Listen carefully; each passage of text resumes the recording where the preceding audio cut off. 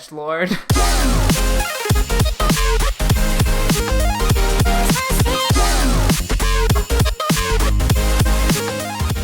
Hello, everyone, and welcome back to a special presentation of Anime Club After Dark. With me tonight, I just have our chivalry of Shota's Shotaro. I'm a bad bitch. You can't kill me. And tonight, we are going to be talking about episode 7 of Vinland Saga. So, Sho. Yes, Alex? There's some interesting stuff that happened in this episode. To start off, so basically, ACAD and his little troop, his band, are planning to raid a French fort because they're bored, I guess. I think it's the Denmark army is like, we're going to take a break. We don't want to freeze our asses off in the winter. And then ACAD's like, what? I signed up for blood. Okay, we move it on to the next country. It's funny because when I get bored, I usually just play video games. But when ACAD gets bored, he goes and fucking pillages people. I mean, girl, you play GTA, you pillage people too. Well, that's very true. Maybe there's not so much of a difference between me and ACAD now that you think of it.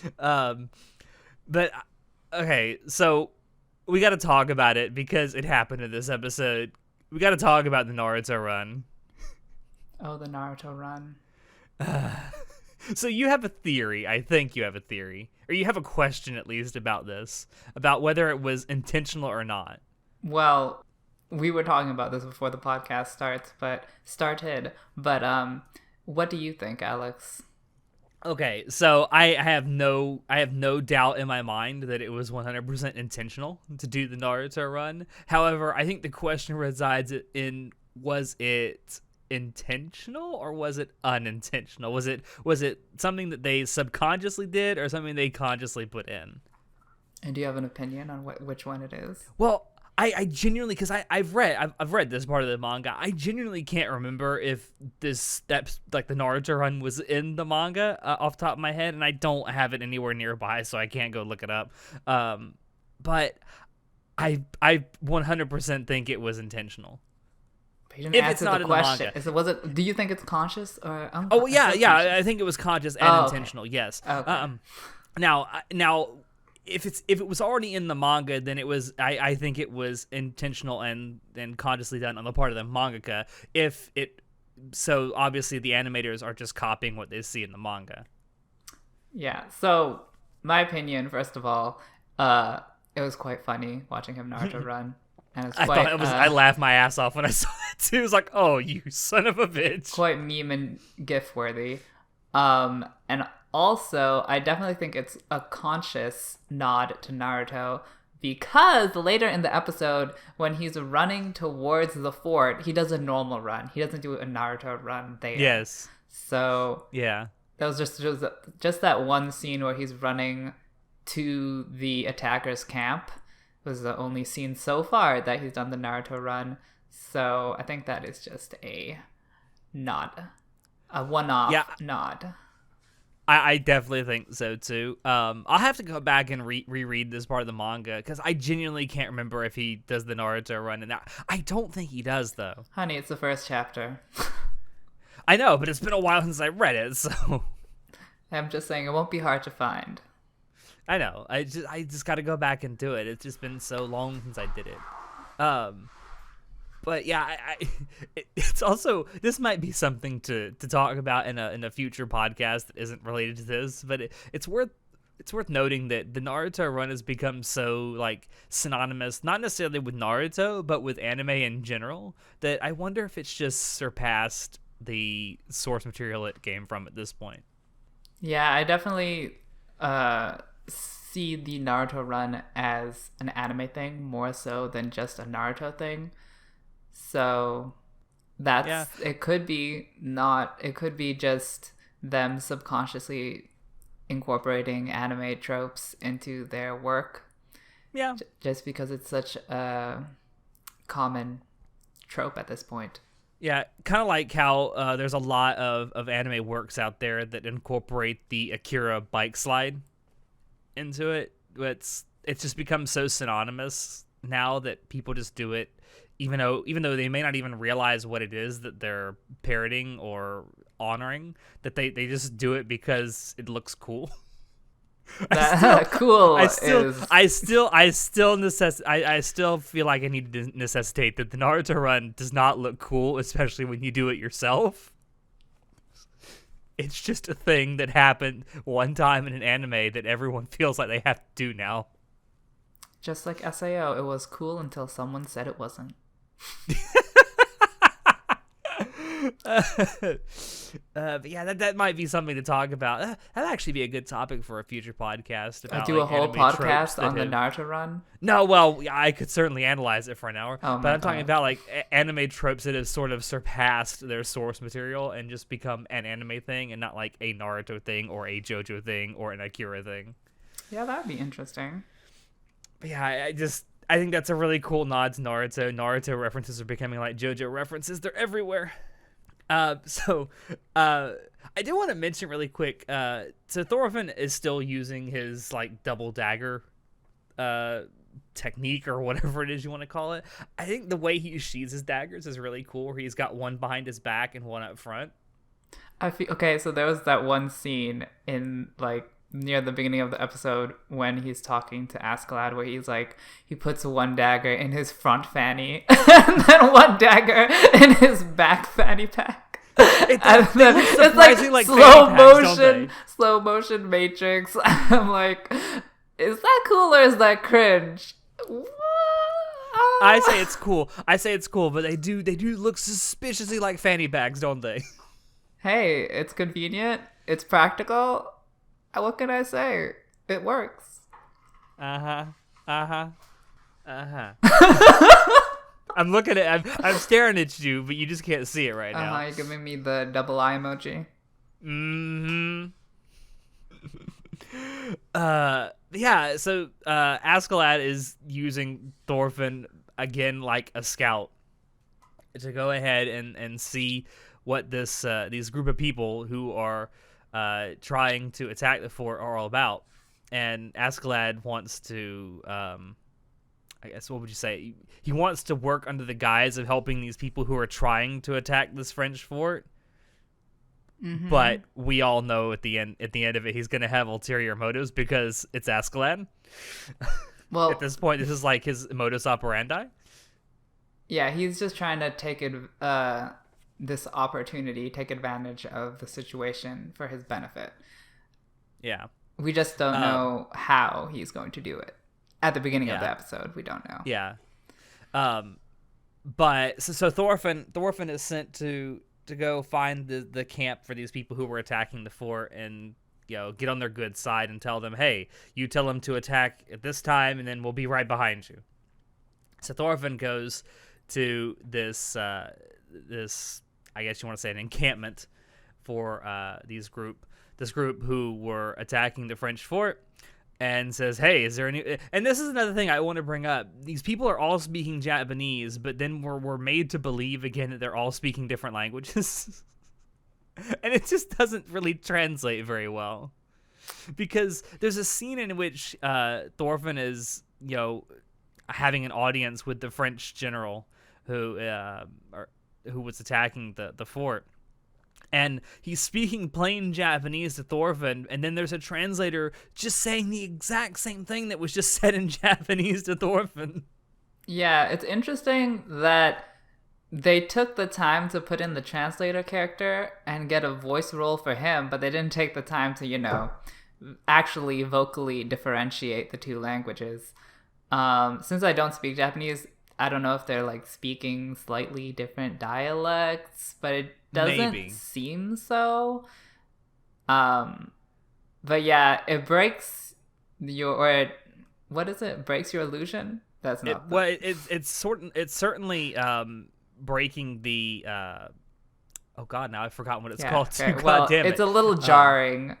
Suspension of disbelief. Yes, it's just that breaks the suspense of disbelief.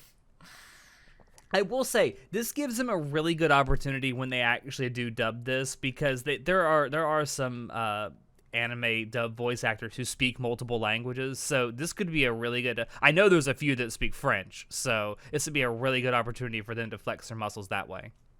So, I know, like, the dub cast is scared of actually dubbing a quote-unquote English dub with other languages. So I don't know if they'll actually put French in this. Maybe, and then subtitle that. I mean, I would prefer that, but I'm not their main demographic because I don't even watch dubs. I watch subs. True. But I don't know what they're going to do because I don't think their main demographic would prefer an actual French voice because then they'd have to read. Maybe. It would certainly help the immersion, though. It would. It would be so good. It's just really weird having them speak what is supposed to be obviously different languages, and they're speaking the exact same language to each other, and they're going, huh, I don't understand you. Yeah. I think we do need to talk about the absolutely deformed character design of the French general. I have a suspicion as to why it was done that way. Oh my god. I don't want to even. No, I'm scared to know what your suspicion is. I think it was done that way to make the audience not inherently trust this character. Oh, I thought you were going to say something else. You thought I was going to say something racist. Yes.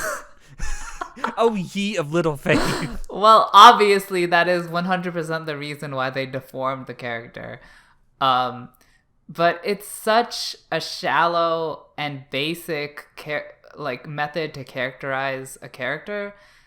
It really demeans the show by doing that. It's so childish and immature and very, very like ages 13 and under form of storytelling. And I was expecting like a better, I want something more mature. A little more, yeah, a little more subtle, a little more, my level. Get on my level. Do you think if maybe they had just left it at giving him a really bad haircut or a hairstyle, that would have been sufficient? No. You should not be able to visually distinguish who is the hero and who is the villain. That is such bad storytelling. You say that, but there are so many anime stories where that's the case, where you can easily anime distinguish is shit. Seriously, there are so many anime out there where you can very clearly visually distinguish the villain from the protagonist. Yeah, and that's not good. I would say sometimes you're absolutely right. I don't think it's necessarily the case all the time, because sometimes I like the mustache twirling villain archetype. Only if you have to do it right. But in this type of story, where it's a very serious historical war story, having a mustache twirling villain doesn't fit into this setting. True. I would, especially with how they've set up the story so far, I would definitely agree with you, yeah. Because there's so many realistic elements to it, and then you just put in this random... That's clearly not over-the-top camp villain, and I'm like, I'm totally thrown out of my state of mind. Yeah, I definitely agree. It could have been done way better than it was. It's almost like they're trying to play to the lowest common denominator of their own demographic. I mean, which is sad. This is a shonen? ? I would say it's maybe I'd say it maybe a little too violent for a shonen. But that's like a factual question. It's not up to your opinion, Alex. I would say it's more seinen than shonen, but sure. But you don't know. Anyway. Fine, I'll just look it up myself. Well, on Mal, it's not listed as a shonen, it's listed as a seinen. Oh, so it's a seinen. So then there's no reason for this to be effing fucking what do you call it? Bobblehead villain over here. It did look like a bobblehead now that you mention it. Good lord. So also I'd like to say that throughout this negotiation that Thorfinn has with the French general, he keeps the best poker face I've ever seen. Definitely don't play poker with Thorfinn. You're gonna lose. Honey, even better than Lady Gaga. No, but I love he is like, his face is like, I am done with life. I've seen hell and back. It's like he's saying, kill me. You're just going to do me a favor at this point. Nothing. That's like, it's on the border of edgelord at this point. Kind of, yeah. he's walking that light Yagami line of edgelord. It's like it's fun to watch, but you think about being like that, and you're like, ooh, no. What shit have you been through? Also, so there's like this quick little aside right before the battle starts after Thorfinn does convince the French general to join with the little band, where you see some of the troops of the French general sort of guarding their grounded boat in the night, and they're guarding the waterfall. Yeah. And they see what looks to be a dragon going through the sky at night. You later find out that is the bow of the Viking ship. But I thought it was a really good thing to put in there because that was like a common thing back then like a common myth back then where if you saw a dragon before a battle in the sky, it was just to be like a bad omen. Also, people back then used to think the dragons were real, so... Are you sure? Did they really think dragons were real? Well, yeah, why do you think it shows up in mythology so often? What do you mean? That makes no sense. People thought that they may not have thought that they existed back then, but they thought that at one time dragons were a real thing. I don't know about that. You can take Alex's word for that. I really like the idea of this scene.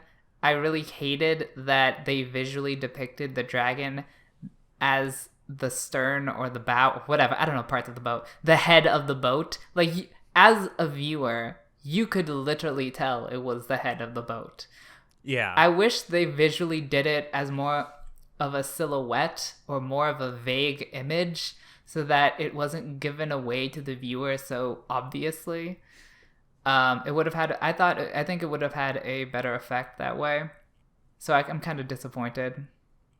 Yeah, I definitely see where you're coming from, and I largely agree with it. I like the fact that they put it in, though. As you said, the idea of this scene was actually really good. I do appreciate the attempt. Yes. you appreciate the attempt, if not the result. Yeah.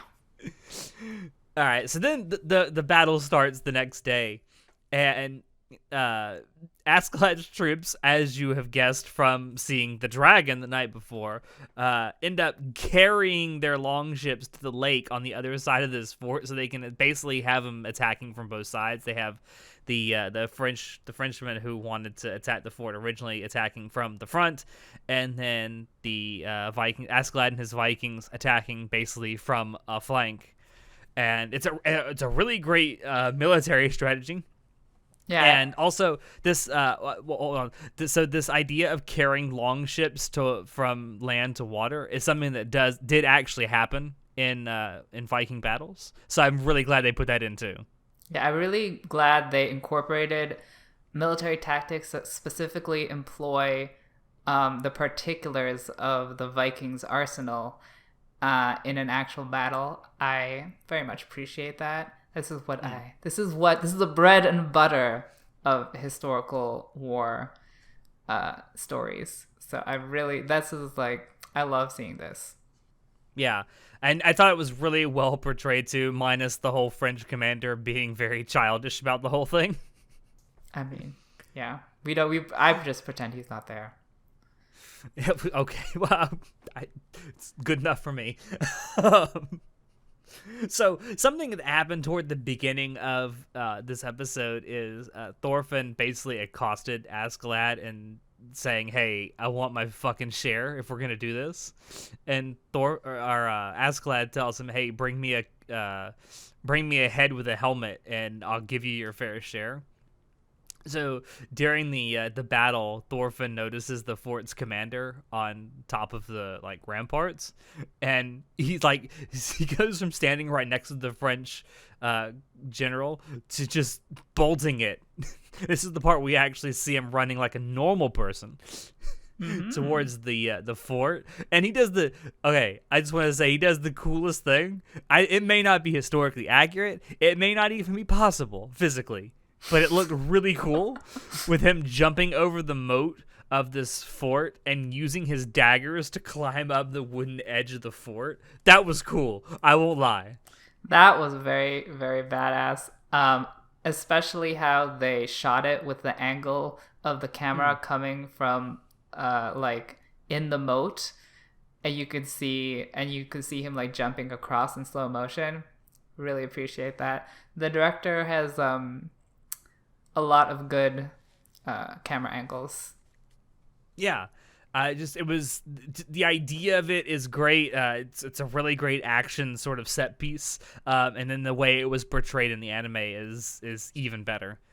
So definitely props to the director of this episode for doing that. It may not be historically accurate, it may not even be physically possible, but it sure was damn cool. Yeah. And then Thorfinn actually goes and beheads the fort commander, which I found funny because he takes the sword, right, and he chops off the commander's head with it, and it just goes ploop right into the water. And Thorfinn's like, "Oh shit!" And his first instinct is to jump off the ramparts into the water. It's like, I got to get that head. Yeah. This is maybe not, but like one of the best fight scenes the anime has to offer so far, where he's like cutting through all of these Frenchmen on top of the wall. And again, they used a really cool camera where it was a point of view of Thorfinn cutting all these guys down. And it's very, very Attack on Titan, because, you know, in Attack on Titan, they do the point of view maneuver gear as they're flying around. So we can see that there are people who worked on Attack on Titan.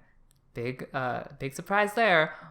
But I can see they're transferring some of their talent to Vinland, even though overall the quality of Vinland is much less than Attack on Titan. I don't know what's happening to Wit, but that scene was very Attack on Titan, and I very much enjoyed it. Maybe maybe they're at wit's end. That's just moving on.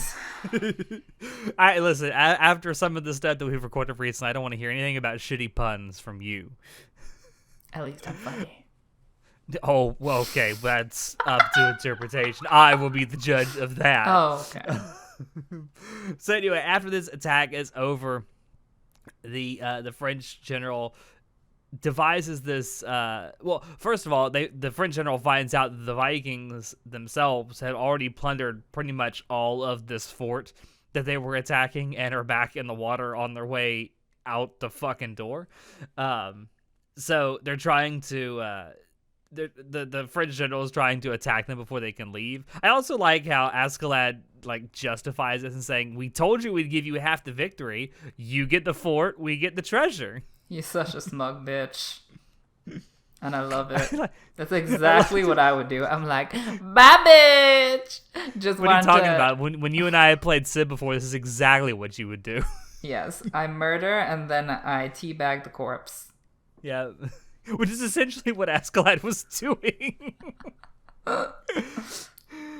And then of course everyone's looking around like, where's Thorfinn? Like, he never came back. Did he get killed? And like, of course, right on cue as they say this, he throws the fucking head of the commander into the boat, stares down ACAD, and is like, "There, bitch, I did it. Give me my money."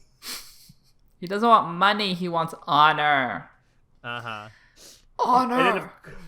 And then, of course, he challenges ACAD to a duel, and ACAD's like, sure, but not right now. Did you laugh at that?